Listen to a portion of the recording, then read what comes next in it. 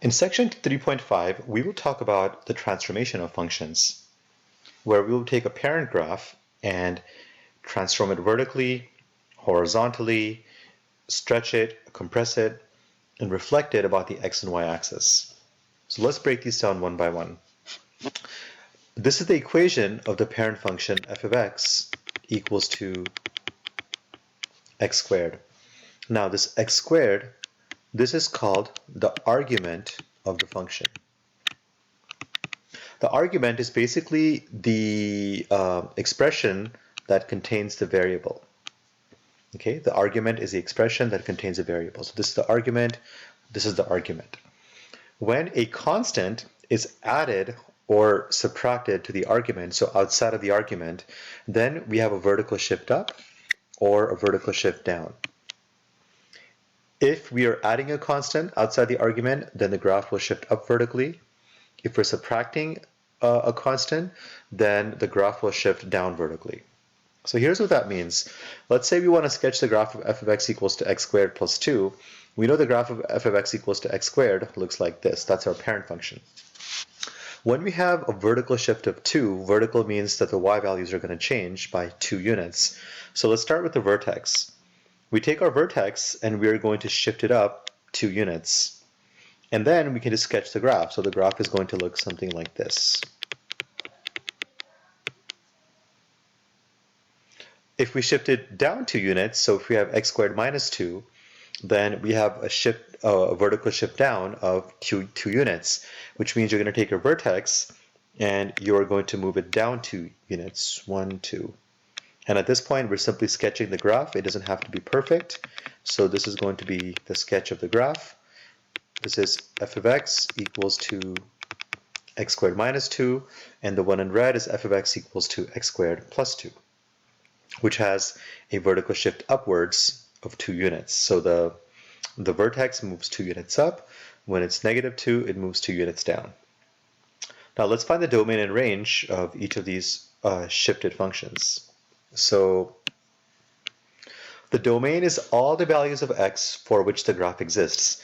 And see these arrows? It means that the graph is going to go infinitely in each direction. So for any x value, the graph will always exist going to negative and positive infinity. So for all the x values, like you can take an x value here, and the graph is going to exist because it's going to keep going infinitely in each direction. So the domain here is going to be negative infinity, comma, infinity. Now for the range, we are looking for, so the domain is the x values for which the graph exists, range is the y values for which the graph exists. So we're looking for the lowest and highest y values for which the graph exists. So let's take the graph in red, and at y equals 1, here the graph doesn't exist, so that's not part of our range. The lowest y value for which the graph exists is going to be this one, which is positive 2. So the range is going to be positive 2. And because the graph keeps, that arrow means it's going to keep going infinitely in the positive direction, the range will be bracket 2, comma, infinity. Let's take a look at the graph in blue. Once again, our domain is negative infinity, comma, infinity, because the graph is going to extend infinitely in each direction, which means that all the x values are going to have a point on the graph. So the domain is negative infinity, comma, infinity. Now for the range, let's look for the lowest y value for which the graph exists, which is here, that's negative 2. The graph doesn't exist when the y values are below negative 2. So our range is going to be negative 2, and because the graph keeps going infinitely in the positive direction, the range is going to be negative 2, comma, infinity. So a vertical shift occurs when a constant is added outside the argument, which is the expression containing the x value. Now let's take a look at what happens if the argument, which is the expression containing the x, it's subtracted by a constant or it's added by a constant. So here it's a little bit different. If you subtract a constant to the argument, then we have a horizontal shift right. So when you subtract, it actually goes in the other direction. And when you add a constant to the argument, then we actually shift left. So again, we go in the opposite direction. If you're subtracting, we go right. If you're adding, you go left. So let's take, this is the parent function of the absolute value function, which is f of x equals to the absolute value of x. Now the argument, which is the expression containing the x, let's say that's replaced with x minus 3. So according to this, if we have x minus h, we're going to shift to the right by h units. Now here's why. We want to find out which value of x makes that expression equal to 0. So we're taking x minus 3 and we're setting it equal to 0. So if we add 3 to both sides, we are going to get x equals to 3. What that tells us is that x has to be 3 in order for this to be 0. So the graph is going to move 3 units to the right. And just, to have a more accurate sketch, you can just sketch visually, but what I'm going to do is I'm going to take this point and move it 1, 2, 3 units to the right. I'm going to take this point and move it 1, 2, 3 units to the right. So all the points are moving 3 units to the right. So I'm just going to pick any 3 points. Always start with the vertex. And then I pick these two, move this one, 1, 2, 3 to the right, this one, 1, 2, 3 to the right. So now if I sketch the graph, it's going to look something like this. The next one is f of x equals to the absolute value of x plus 3.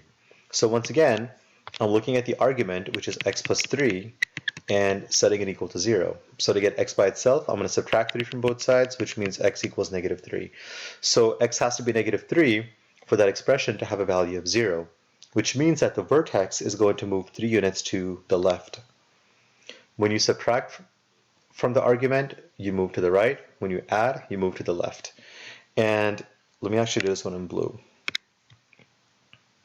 Just to have a more accurate sketch, I'm going to take this point, I'm going to move it 1, 2, 3 units to the left. Same thing with this point, I'm going to move it 1, 2, 3 units to the left. And my resulting graph looks something like this. So 3 to the right if it's x minus 3, 3 to the left if it's x plus 3. Let's find the domain and range in each case. So for the red graph, our domain is going to be negative infinity, comma infinity, because the graph extends in both directions. So for any x value, the graph will exist. Like let's say you have an x all the way out here, the graph is going to exist. The range, we're looking at the smallest y value, which is 0. So the range is going to be 0, comma infinity. For the second graph, the one in blue, let's take a look at our domain. So our domain is all the values of x for which the graph exists, and this one also, it's going to keep going infinitely in both directions. So for any x, the blue graph will always exist. So our domain is negative infinity, comma infinity. For the range, this is the smallest y value. So the range is going to be 0, comma infinity. Okay, so quick recap. If we add a constant, subtract a constant outside the argument, we're going to go up or down. If you replace the argument with x minus h, we're going to move to the right. If you replace the argument with x plus h, you shift to the left. So this example says the graph of f of x is transformed as shown below. Match the resulting change in each of the 5 functions. So the argument x minus 5, which means we are going to move 5 units to the right. Plus 1, it means we're going to move 1 unit up. Okay, x minus 5, this is a horizontal transformation, which is shifted to the right. And when you have a plus 1, we're going to go up 1. So we have 5 units to the right and 1 unit up. The next one, we have the argument is replaced by x plus 1. So when the argument is replaced by x plus h, we have a horizontal shift to the left.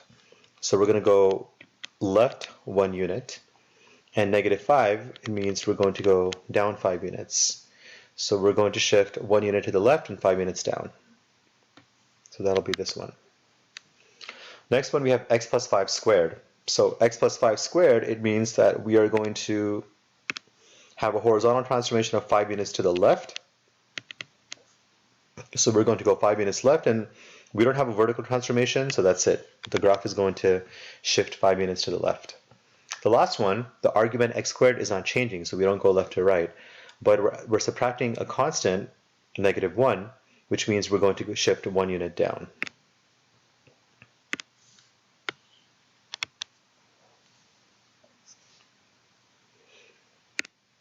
Okay, so please be thinking of questions to ask during class.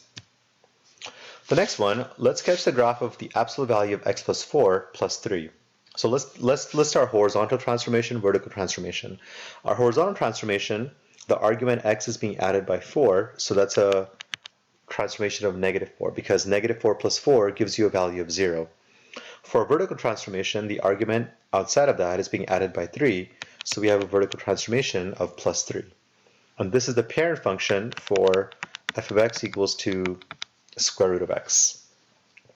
Okay, so we're going to take the vertex and always start with the vertex. We are going to, x plus 4 means we go 4 units to the left, so that's a horizontal transformation of 4 units, and we are going to go 3 units up. So we have 4 units to the left, and we are going 3 units up. So the new vertex ends up there. But the basic shape of the graph is not going to change. So it looks like this, and this is radical x plus 4 plus 3.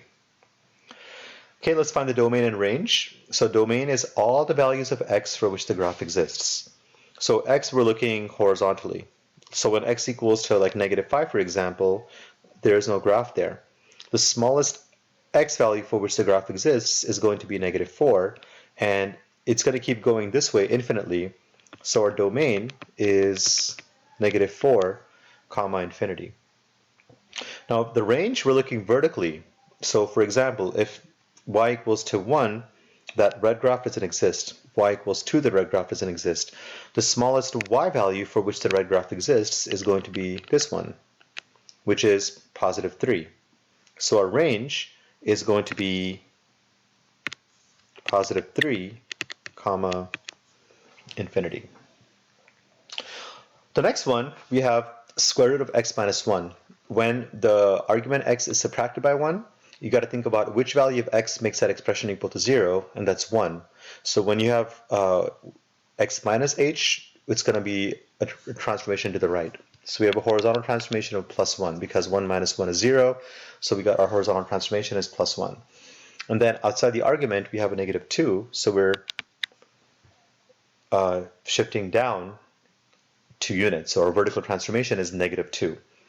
And always start with the vertex. So the vertex is going to go 1 unit to the right, and it's going to go 2 units down. So let me do this one in blue. So we're going to go 1 to the right, that's our horizontal transformation, and go 2 units down, that is our vertical transformation. And the graph is going to keep its basic shape. It looks like this. So this is f of x equals to radical x plus 1, or sorry, x minus 1 minus 2.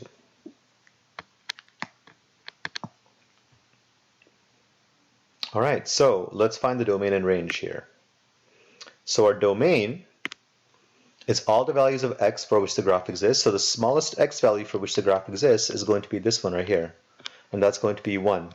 So our domain is going to be 1, infinity. It's infinity because it's going to keep going infinitely to the right. The range is the smallest y value for which the graph exists. And the smallest y value for which the graph exists is going to be this one, which is -2. So the range is going to be -2, infinity.